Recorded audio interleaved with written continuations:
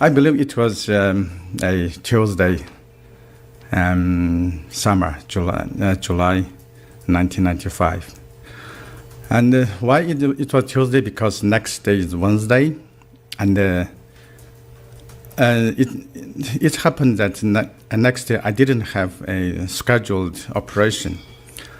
And one of my chief surgeon called me and said, I can see from the rota that tomorrow you are free. I said, yes, I'm free. And he said, do you want to do something wild? I was young. I said, yes. And then he said, okay, go to that theater and take that mobile operation kit and ask for 2 assistants, 2 nurses, and bring your own 2 assistants and call that ambulance and then come to see me tomorrow morning 9:30 at the gates of our hospital. So I did. And the next day, 9:30 in the morning, I prepared everything. And 5 of us was waiting for them. And they appeared, and there were 2 anesthetics. I don't know how to say anesthetic or right. And our 2 chief surgeons, they appeared with in a car and said, "Okay, everything ready? Ready. You follow us." So our ambulance followed them. It's about 40 minutes later. We come to a place called Western Mountain Execution Ground. It's just notorious ground. Everybody knows that. And our surgeon said, you wait here because there was a hill. And because the region I come from is full of mountains. So when we say a hill, probably is in here, probably you will say a mountain because it's too high. And he said, you wait here. As soon as if you heard gunshots, then you just come around. And then we said, why this gunshot? And he said, well, you just do whatever I told you to do. Okay. Anyway, there wasn't me alone. I said, okay. So we waited. After probably another 40 minutes, I can hear there's noise coming from other side, and truck noise, and some noise like Captain whistle is calling the soldiers to gather, that kind of noise. Then we heard that gunshot, and the gunshot, I couldn't tell how many, but less than 10. Definitely more than 5 or 6, because they shot at the same time, so I couldn't tell. Then our driver said, okay, let's go.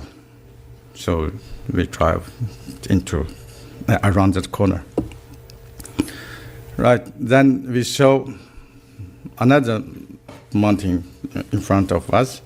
This side, the military truck and more than 100 armed police. They were there, and I can see, I can't tell how many shot body is tied like this, knee there. When they shot, just knee to the slope of the mountain. And the distance with each other is around 4 to 5 minutes. When we come in, there was the police said, this way, come inside, this way. So we come to the one to the far left, far right, no, far left should be.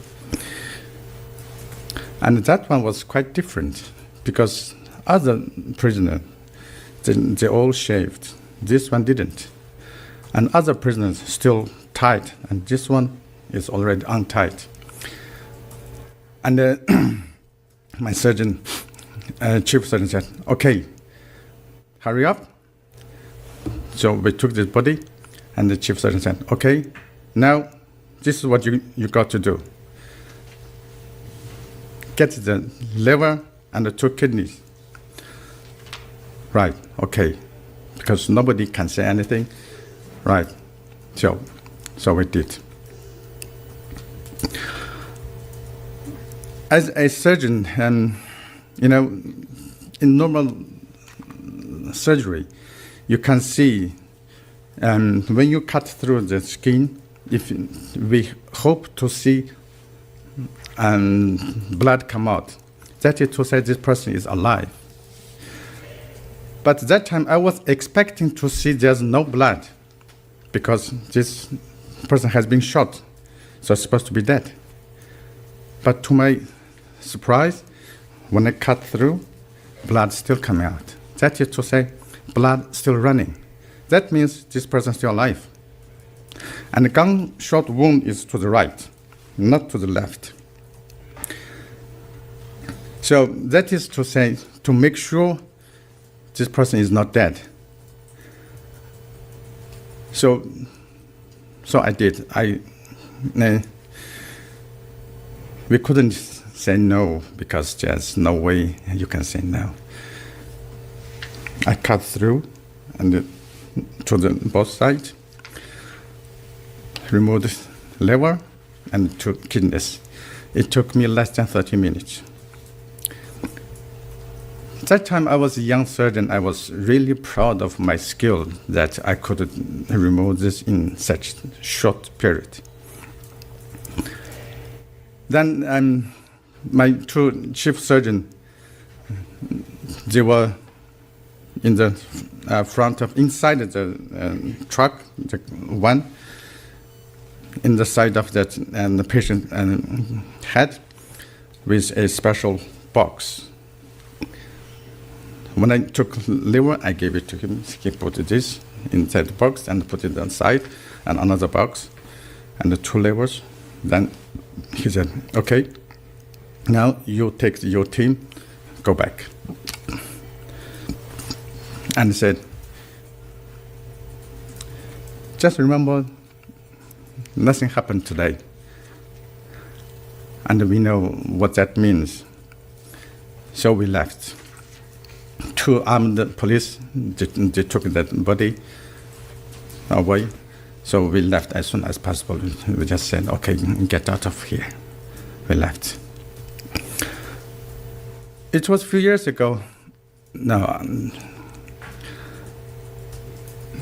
after I came to this country, then I realized that when I read that newspaper and the Falun Gong's website, then I realized that was possible organ harvesting part of it, but I don't have evidence. So since then, that day I realized this, and it just started haunting me all the way. So that is what happened, and I wish to answer questions, then give you more talk. Thank you very much.